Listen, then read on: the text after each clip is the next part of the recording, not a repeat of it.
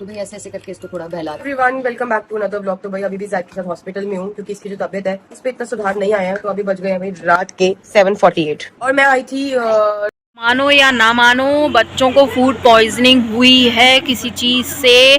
बच्चों को थोड़ा सा बाहर का खिलाना अवॉइड करो। आप थोड़ा सा बच्चों पे ध्यान दो। सब नौकर के भरोसे ना छोड़ो। It's a humble request please. तो हॉस्पिटल नहीं थी तब भी ज़ैद की तबीयत खराब थी, तूबा की वॉमिट आ रही थी। तो मैं रात को बच्चों के पास सोई थी। कल रात को भी ज़ैद एडमिट हुआ तो रात को मैं ज़ैद के पास सोई थी। ये बच्चा पूरी रात नहीं सोया, 5 से 8 सुबह सोया। फिर मैं घर गई। घर हाँ दीदी, आप पे तो बहुत बुरा लग रहा होगा। आप अरमान जी से चिपक के नहीं सो पा रही हो हैं। कहा कि वैसे भी घर में तुम्हें बहुत कष्ट होते हैं। अरमान जी के संग ही सो तो 12 बजे तक पड़ी रहे थो। पायल एक ब्लॉग में खुद कह रही थी कि तुम 12 बजे तक पड़ी रहे थो। भैया बच्चों भी टाइम दो। अगर बच्चों की तबीयत खराब है तो भाई उनके साथ ही सो। सही तो जो कहते हैं कि भैया मोड़ा मोड़ियों की तबीयत खराब रहती है तो माँ बाप उनके बगल में सोते हैं। जा नहीं तुम तो बस अलग कमरा में मोड़ा मोड़ियों अकेलो छोड़ दे थो।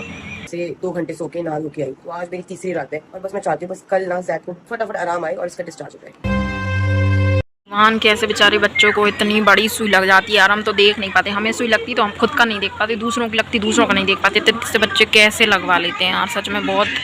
ऐसे नहीं बोलते माँ दुनिया का सबसे बड़ा युद्ध होती है। माँ होती है एक टुक आंख बिल्कुल। मैं ना मेरी आंख ड्रिप पर है क्योंकि अभी क्या है इसकी ये वाली जो ड्रिप है ना। बात तो सही है, योद्धा तो होते हैं मगर तुम्हें तो तुम्हारा पति चाहिए पहले। बच्चों है तो बाहर में जान दो। बच्चों है तो तुम्हें कोई मतलब ही नहीं है। बस बच्चे पति से चिपकी रहे हो। ये तो चले जाओ तो चले जाओ। तुम्हारे जैद की तबीयत खराब थी तो तुम तो भाई घूमने चली गई हैं। इतनी योद्धा होती खुद अकेली पालती ना। इतने नौकर काय रखे भाई, सबके लान नौकर रखे तुमने।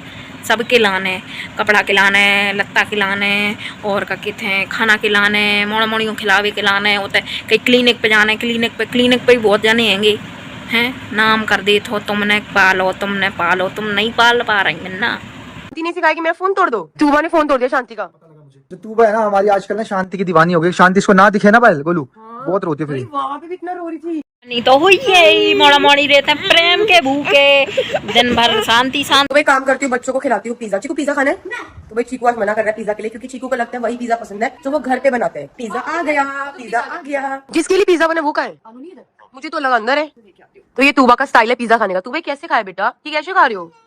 ये कैसे खा रहे हो आप बताओ? अच्छा है बोलो अच्छा है। अभी तूबा की तबीयत सही हुई है। उसका पेट खराब था, उसको लूज मोशन हो रहे थे, उसको वॉमिटिंग हो रही थी। आप उसे पिज्जा दे रहे हो, इतना हार्ड भोजन दे रहे हो, थोड़ा लाइट वेट भोजन दो उसको। अभी दलिया खिचड़ी और कुछ लिक्विड सूप वगैरह। अभी इसको एकदम से मैदा मत दो, वो डाइजेस्ट नहीं कर पाएगी भाई। भले घर का बना हो या ना बना हो या बाहर का हो भाई, वो मैदा है वो।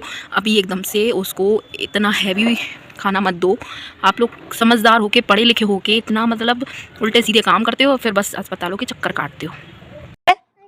आपको पता मैं आपको पूरे घर में ढूंढ रहा हूँ, मुझे दिख ही नहीं रहे थे। अब दिखे। आपको पता आपके लिए पिज्जा रेडी हो गया, पता है आपको? खाओगे कैसे? यम्मी बोलोगे?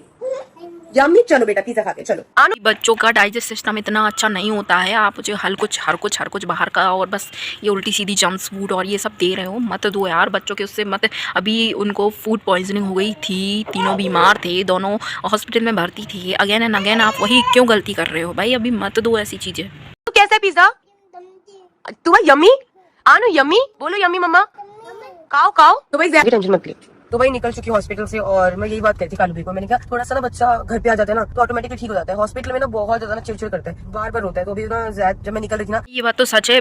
अस्पताल में बच्चे ही नहीं बड़े भी अगर अस्पताल में ज़्यादा टाइम तक रहते हैं तो और बीमार हो जाते हैं क्योंकि आसपास का माहौल देखकर वो ऐसे सोचते हैं कि पता नहीं क्यों इनको क्या हो गया है। बहुत कुछ ऐसा होता है कि जम्स भी रहते हैं और दुनिया भर के कीटाणु ऐसे रहते हैं हॉस्पिटल में। भले ही कितनी साफ सुथरी हो मगर भाई वो है तो है हॉस्पिटल ही। वहाँ पे बीमार लोग ही जाते हैं तो बीमार लोग वहाँ पे जाएंगे तो और बीमार हो जाते हैं। मतलब सोचते हैं मानसिक रूप से हो जाते हैं। जितना अच्छा ट्रीट तो हम उसे घर पे कर सकते हैं ना उतना अच्छा ट्रीट आप हॉस्पिटल में नहीं कर सकते। अपनों के पास रखें उसको, कोशिश करें कि आप जल्दी से उसको लेकर के आ जाएं और अपने पास रखें तो जल्दी से ठीक हो जाएगा। डॉक्टर की हेल्प ले करके आप जो कुछ आपको वो लगनी है तो आप किसी को बुला करके वहीं पे घर पे लगवा लो तो ज़्यादा बेटर रहेगा।